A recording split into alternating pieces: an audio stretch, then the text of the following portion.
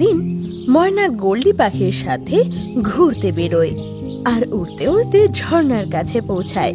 তখন দেখে যে একটা কাক নদীর পাশের কাদায় আটকে গেছে। ওই কাদায় কিছু লাঠিও ছিল, যার কারণে ও কাদা থেকে বেরোতে পারছিল না।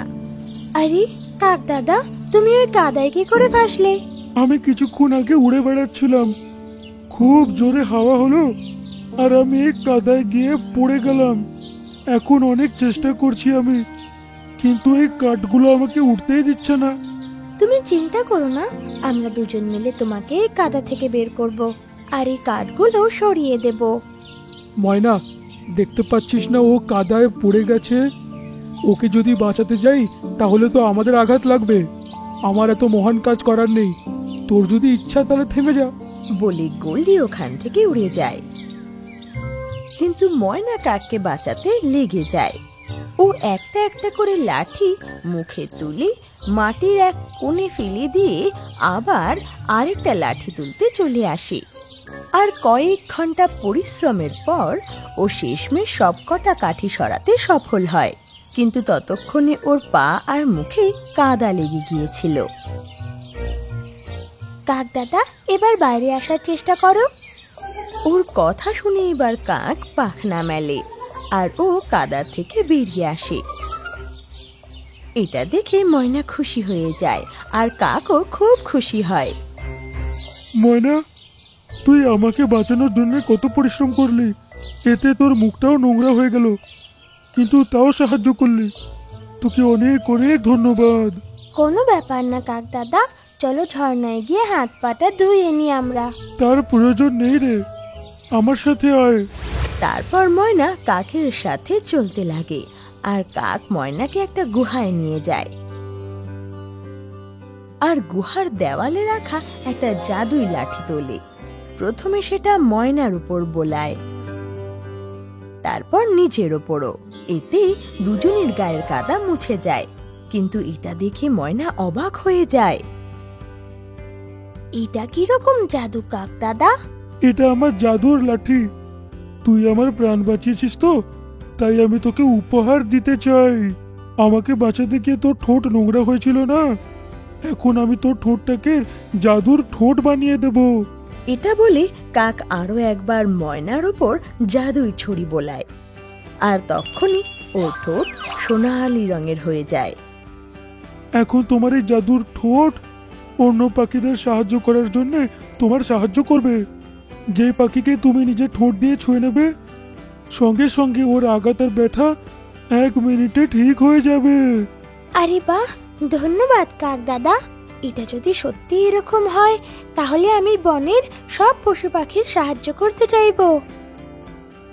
বলে ময়না বিদায় জানায় আর নিজের বাসায় চলে যায়। সকালবেলা ময়না কারোর কাতর আওয়াজ শুনতে পায় আর এই আওয়াজ পাশেরই বাসার থেকে আসছিল। ময়না সেই আওয়াজ শুনে পাশের ঘরে যায় আর দেখে যে সেখানে ছোট্ট পাখির পাখনায় ব্যথা লেগেছে আর কষ্টে কাতরাচ্ছে। মা পাখি নিজের মেয়ের কষ্ট দেখে কষ্ট পাচ্ছে।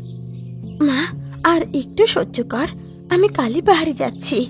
আমি ওখান থেকে তোর জন্য নীল ফুল নিয়ে আসবো, এতে তোর পাখনার ব্যথা ঠিক হয়ে যাবে। কিন্তু কালো পাহাড় তো অনেক দূর, আর ততক্ষণ ও এত ব্যথা কি করে সহ্য করবে? আর কি বা করতে পারি ময়না মা, আর তো কোনো রাস্তাও নেই। আমি যাচ্ছি। একবার আমি চেষ্টা করে দেখবো।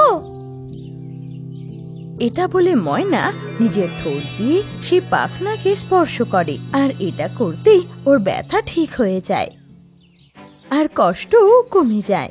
এতে ও আনন্দে লাফাতে লাগে। আরে মা, দেখো আমার পাখনা ঠিক হয়ে গেছে আর ব্যথাও গায়েব হয়ে গিয়েছে। ধন্যবাদ ময়না, তুমি না থাকলে এই ব্যথা কতক্ষণ সহ্য করতে কে জানে। তুমি এই জঙ্গলের সব থেকে ভালো পাখি। কোনো ব্যাপার না, আবার কোনো দরকার হলে নিশ্চয় জানিও। এটা বলে ময়না খুশি হয়ে নিজের বাসায় আবার ফেরত চলে যায়। সন্ধেবেলায় ওর ঘরে একটা টিয়া পাখি আসে।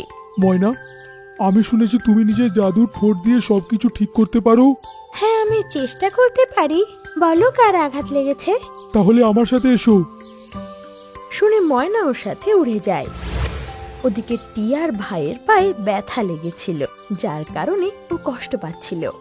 আমি একে এক্ষুনি ঠিক করার চেষ্টা করছি।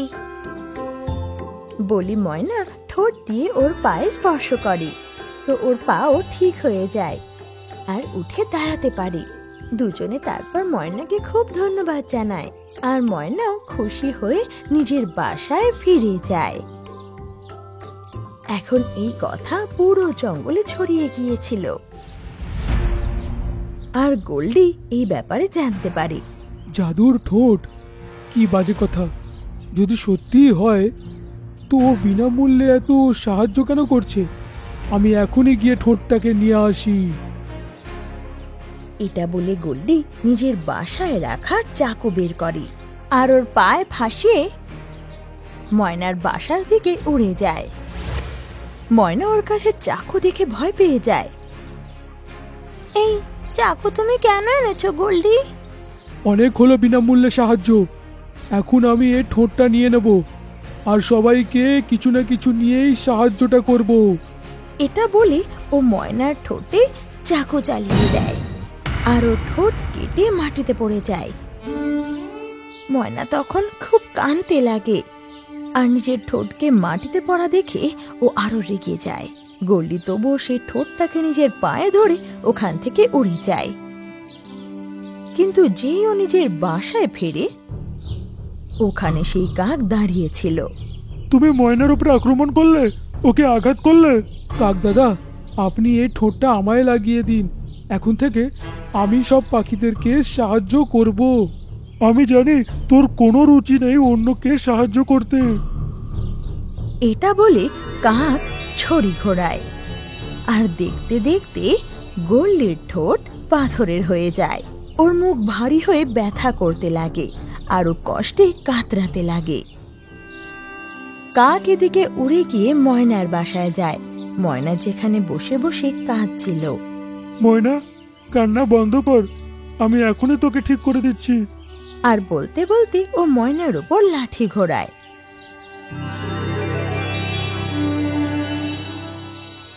আর ওর ঠোঁট আবার ফিরে আসে।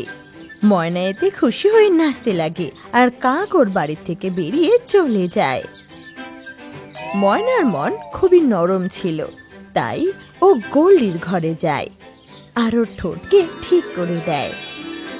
এটা বাকি পাখিরাও দেখে ফেলে, এতে সবাই খুব প্রশংসা করে।